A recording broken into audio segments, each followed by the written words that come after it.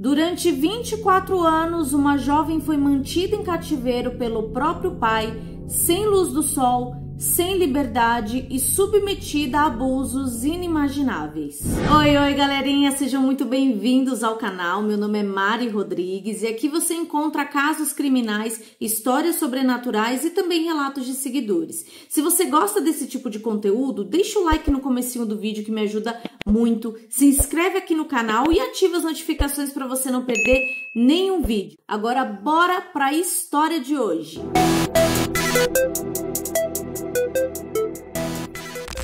Joseph Fritzl nasceu em 9 de abril de 1935 na pequena cidade austríaca de Amstetten. Ele era filho único de Maria Fritzl e Joseph Fritzl. Ele tinha o mesmo nome de seu pai. Desde cedo ele viveu uma infância marcada pela violência doméstica. Seu pai era alcoólatra e abandonou a família quando Joseph tinha apenas 4 anos de idade. Não muito tempo depois, o seu pai faleceu durante a Segunda Guerra Mundial, deixando a mãe de Joseph sozinha para criá-lo. Maria, sua mãe, era severa ao extremo, uma figura completamente autoritária que ultrapassava todos os limites. Segundo Joseph, os castigos que ele recebia da mãe eram cruéis. Para ele era comum ser espancado, chamado de demônio, de inútil, de criminoso. Não que isso justifique os crimes que ele cometeria no futuro, mas revela boa parte da atmosfera hostil que envolveu a sua infância. Foi nesse ambiente de medo e ausência de amor que Joseph começou a formar a sua visão distorcida sobre poder e controle. Ainda adolescente, ele já apresentava sinais preocupantes. Apesar de ser considerado inteligente, ele era excêntrico e muito reservado. Após concluir o ensino médio, Joseph ingressou em um instituto técnico, onde se formou em engenharia elétrica. Um conhecimento que futuramente, infelizmente, ele usaria para finalidades monstruosas. Na juventude, ele conseguiu emprego em empresas da área industrial e se estabeleceu como um profissional qualificado.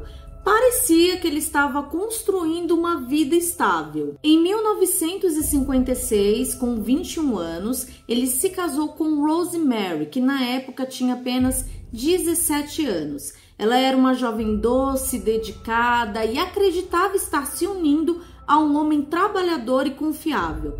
Mas Joseph escondia segredos obscuros que silenciosamente seriam revelados com o tempo. Pouco tempo depois do casamento, Joseph convidou a sua mãe para morar com ele e Rosemary, e o que parecia ser um gesto de cuidado entre filho e mãe se mostrou rapidamente mais uma manifestação da sua necessidade por controle. De forma cruel, Joseph trancou a própria mãe no sótão da casa, fechou as janelas com tijolos e falava para os vizinhos que ela havia morrido, quando na verdade ela permaneceu encarcerada naquele sótão até que morresse em 1980. A fachada de homem exemplar era apenas isso, uma fachada. Dentro de casa, Joseph mantinha todo sob o seu controle absoluto.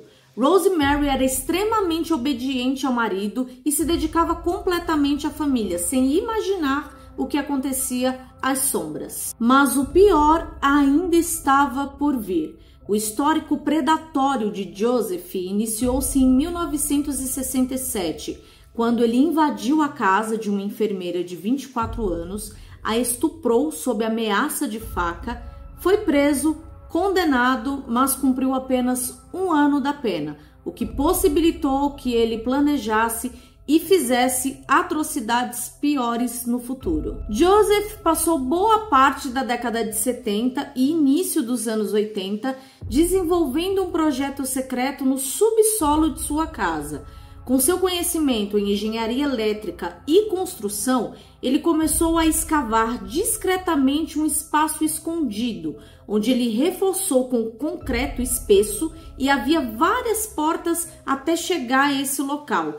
A família, a princípio, a esposa e os vizinhos acreditavam que era apenas uma obra comum e ninguém suspeitou muito disso na época. Como disfarce para os entulhos e a movimentação de solo na propriedade, Joseph chegou a construir uma piscina no quintal da casa, alegando que aquele era o motivo das escavações. Ninguém suspeitou que ali, debaixo da terra, ele preparava uma prisão subterrânea completamente isolada do mundo exterior, equipada com um banheiro improvisado, ventilação artificial, uma cama e paredes completamente vedadas para que nenhum som escapasse para o lado de fora. Joseph e Rosemary tinham 7 filhos, 3 meninas e 4 meninos. Dentre os filhos, Elizabeth, de apenas 11 anos, passou a ser abusada sexualmente pelo próprio pai. Elizabeth nasceu em 8 de abril de 1966 na Áustria. Ela era descrita como uma menina doce e adorável, porém muito quieta e introspectiva. Ela tinha poucos amigos e era muito fechada em comparação às outras jovens da mesma idade. E, segundo as amigas de infância, ela nunca falava sobre meninos. Em 1977, os abusos iniciaram e eles continuaram acontecendo durante a infância e adolescência de Elizabeth. Aos 15 anos, ela fugiu de casa com uma amiga, mas foi encontrada pela polícia semanas depois e devolvida à família. Em 1984, Elizabeth, então com 18 anos, estava prestes a começar em um novo emprego como garçonete. Mas poucos dias antes, o seu pai, Joseph, a chamou para ajudá-lo num concerto ali no porão.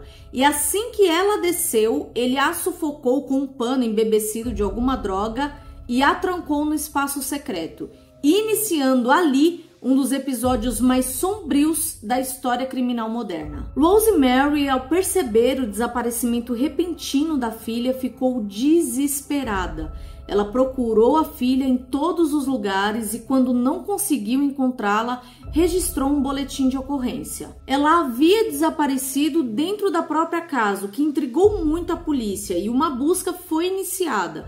Os parentes e os irmãos de Elizabeth também a procuraram pelas redondezas, mas nenhuma pista foi encontrada. Um mês após o desaparecimento, Joseph entregou à polícia uma carta falsificada, supostamente escrita por Elizabeth, dizendo que havia fugido de casa para se juntar a um grupo religioso e que não queria ser procurada. A caligrafia era dela. Obviamente, ela havia sido forçada pelo seu pai a escrever aquelas palavras, o que convenceu as autoridades, que encerraram as buscas por Elizabeth. Enquanto isso, Elizabeth estava trancada sob total escuridão. Ela foi acorrentada a uma estrutura de metal que não possibilitava que ela se movesse, e nesses 2 primeiros dias ela ficou completamente imobilizada. Depois, Joseph afrouxou as correntes, permitindo que ela se movimentasse um pouco mais, mas ainda assim sem uma liberdade real dentro daquele espaço. O lugar era úmido, abafado e tinha um odor horrível. O ar que era reciclado por esses ventiladores artificiais que o Joseph havia colocado era extremamente pesado e dificultava até a respiração.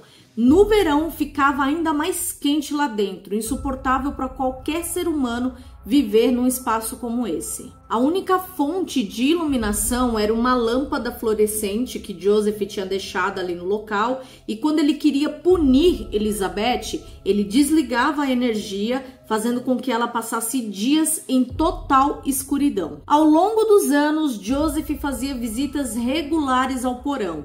Ele levava comida para Elizabeth, chegou a levar um rádio e até uma TV para ela.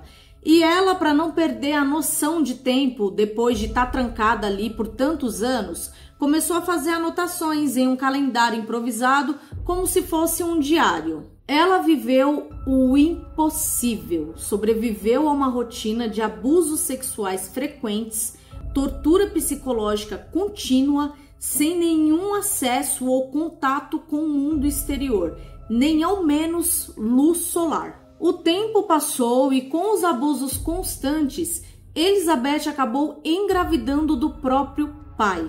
O primeiro bebê nasceu ali no porão, assim como todos os outros nascimentos seguintes, sem ajuda médica, sem nenhum recurso e sob dor intensa em todos os partos. Mesmo assim, Elizabeth se esforçava ao máximo para cuidar dos filhos e ainda sobreviver nas péssimas condições daquele cativeiro. Joseph logo percebeu que manter todos os filhos ali no cativeiro não seria viável, então ele traçou um plano para enganar novamente as autoridades. Quando a bebê Lisa nasceu, Joseph a tirou do cativeiro e a deixou na entrada de sua casa com uma carta escrita à mão por Elizabeth, alegando que não tinha condições financeiras de criar a filha. Rosemary inocentemente acreditou naquela história e os serviços sociais também foram enganados. Lisa foi legalmente adotada por seus avós. A mesma tática se repetiu com Mônica e Alexander, os outros 2 filhos de Elizabeth, com seu pai. Eles também foram levados ao andar de cima da casa e criados como netos legítimos, enquanto os outros filhos viviam trancados no porão com a mãe. As 3 crianças viviam uma infância aparentemente normal. Lisa, Mônica e Alexander iam à escola, brincavam no jardim e até passeavam com os avós. Já Kirsten, Stefan e Félix, que permaneceram presos com a mãe no porão, jamais tiveram contato com o mundo exterior. Eles não conheciam o vento, o sol, nem mesmo o que era um bichinho de estimação. Um dos 7 filhos que Elizabeth teve com o próprio pai nasceu com problemas respiratórios e Joseph se negou a prestar socorro ao bebê. Ele acabou falecendo 3 dias após o nascimento e Joseph incinerou o corpo da criança. Joseph tentava manter as aparências dentro do cativeiro. Ele levava brinquedos, livros para os filhos, chegou a instalar um pequeno fogareiro para aquecer alimentos e no Natal chegou a levar uma mini árvore de Natal para as crianças. Mas esses gestos não eram para demonstrar compaixão pelas crianças, e sim parte de um controle sádico que Joseph tinha sobre eles. Qualquer sinal de desobediência, todos eles eram punidos com agressões ou por interrupção da eletricidade e comida. O cativeiro, que já era um lugar horrível, ficava ainda pior nas férias de Joseph, porque ele viajava e deixava pouca comida para eles, e às vezes o pouco estragava por falta de energia e o congelador desligava. Elizabeth tinha que limpar tudo e ficar em total escuridão com aquele cheiro de podridão e comida estragada. Após mais de 2 décadas vivendo naquele mundo sombrio e ter dado à luz a 7 filhos, Elizabeth não suportava mais ver a sua filha mais velha, Kirsten, de 19 anos, adoecer cada dia mais. Ela sofria de falência renal e tinha convulsões constantes. Elizabeth, com medo de perder a filha diante dos seus olhos, implorou para o pai levar a menina até o pronto-socorro. Joseph relutou muito, ele não queria prestar socorro à menina, não queria ter que levá-la ao hospital, até mesmo porque ela nunca tinha visto como que eram as coisas fora do cativeiro. Mas Elizabeth suplicou e implorou clemência ao pai para que socorresse a sua filha, e Joseph acabou cedendo. E pela primeira vez em 24 anos, alguém do cativeiro foi autorizado a sair.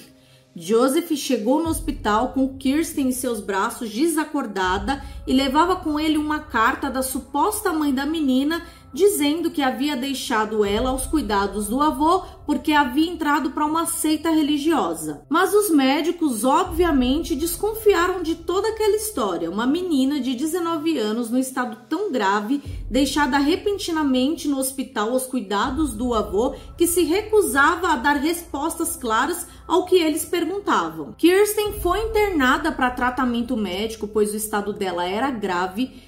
Joseph voltou para casa e a equipe médica desconfiou de tudo aquilo e notificou a polícia. Enquanto isso, Elizabeth, ainda presa no cativeiro, ficou desesperada ao saber que a filha poderia morrer sozinha no hospital. Ela começou a pressionar Joseph para que deixasse ela ir até o hospital ficar com a filha e dissesse que ela era a mãe desaparecida que a carta mencionava. Joseph pensou que aquilo poderia até contornar aquela situação da desconfiança dos médicos e acabou cedendo que Elizabeth fosse até o pronto-socorro ficar com a filha. Então Joseph levou Elizabeth e os outros 2 filhos que viviam com ela no porão até o hospital. A polícia, que já estava meio que ali sabendo do que estava acontecendo, ficou à espreita e Joseph contou a eles que Elizabeth havia fugido, estava desaparecida e só recentemente havia retomado o contato com o pai e trazido esses 3 filhos. Mas a farsa durou muito pouco. Ela revelou detalhes do cativeiro, os abusos sexuais, os filhos nascidos no cárcere e os 24 anos de tortura vividos embaixo da casa da própria mãe. Os investigadores ficaram atônitos com tudo que eles estavam ouvindo. E o que parecia se tratar só de um desaparecimento há 24 anos atrás se revelou uma tragédia de proporções inimagináveis. O cativeiro foi descoberto, as investigações intensificadas e no final de abril de 2008, Joseph Fritzl foi preso pelas autoridades austríacas. A polícia adentrou o cárcere onde Elizabeth havia passado todos aqueles anos com seus filhos. Era um complexo de cômodos minúsculos com iluminação artificial e ar insalubre. As crianças haviam crescido ali sem nunca sentir o sol, tocar a grama ou respirar o ar livre. Dentro do porão ainda havia um congelador para armazenar comida, brinquedos espalhados, roupas improvisadas, tudo comprovava o que Elizabeth havia revelado à polícia. Kirsten, apesar da gravidade do seu estado, conseguiu sobreviver após tratamento intensivo com diálise. Ironicamente, a emergência que quase a matou salvou a vida de todos. Joseph tentou justificar os seus atos, alegando que queria proteger a filha do mundo exterior. Obviamente, essa declaração causou revolta tanto na mídia quanto na população, e ele oficialmente foi acusado por diversos crimes. Dentre as acusações estavam sequestro, incesto, estupro, escravidão, abuso e homicídio negligente, já que um dos bebês morreu após o parto e Joseph se negou a prestar socorro ao próprio filho. O julgamento começou em março de 2019 na cidade de Sankt Pölten. A gravidade das evidências eram tão chocantes que o tribunal dividiu os depoimentos em sessões curtas para não causar traumas nos jurados. Elizabeth compareceu pessoalmente a uma das audiências disfarçada e viu o vídeo do seu depoimento ser reproduzido diante do homem que destruiu a sua vida. A defesa tentou minimizar os atos de Joseph, alegando que ele dava até presentes para os filhos no porão. Citaram até a vez de que ele levou uma árvore de Natal para o cativeiro. A promotoria, no entanto, rebateu duramente, afirmando que nada poderia amenizar a monstruosidade dos crimes. E no dia 19 de março de 2009, Joseph Fritzl foi condenado à prisão perpétua sem possibilidade de liberdade condicional. Aos 74 anos, ele foi enviado a um presídio de segurança máxima, que era uma antiga abadia transformada em prisão. Após a libertação, Elizabeth e os seus filhos começaram o difícil processo de reconstrução de suas vidas. E inicialmente eles permaneceram todos juntos, até mesmo a sua mãe, Rosemary, que foi inocentada de qualquer acusação. Os filhos criados no porão passaram por desafios ainda maiores. Eles tiveram que aprender do zero como andar em campo aberto, conceito de céu, de natureza, aprenderam literalmente o que era viver em sociedade e o que era o mundo. Apesar de todas as cicatrizes, Elizabeth buscou oferecer um lar cheio de amor para as crianças. Ela se ofuscou da mídia e tentou manter a maior privacidade possível para que os filhos pudessem ter uma vida normal, diferente da que ela teve. Joseph Fritzl permanece preso desde 2009 e com o tempo ele mudou seu nome para Joseph Meyerhoff, numa tentativa de escapar da infância dos crimes cometidos. Em abril desse ano ele completou 90 anos, segue recluso na prisão, rejeitado pela sociedade cumprindo sua pena perpétua. O filme O Quarto de Jack, de 2015, foi inspirado na história de Elizabeth Fritzl. Está disponível no Prime Video para assistir e ganhou vários Oscars em algumas premiações. Esse foi o caso de hoje. Deixa aqui nos comentários se você já conhecia essa história. Eu queria muito saber a opinião de vocês. Aproveita e se inscreve aqui no canal, assim você continua comigo nos próximos vídeos. Um beijão no coração e até a próxima!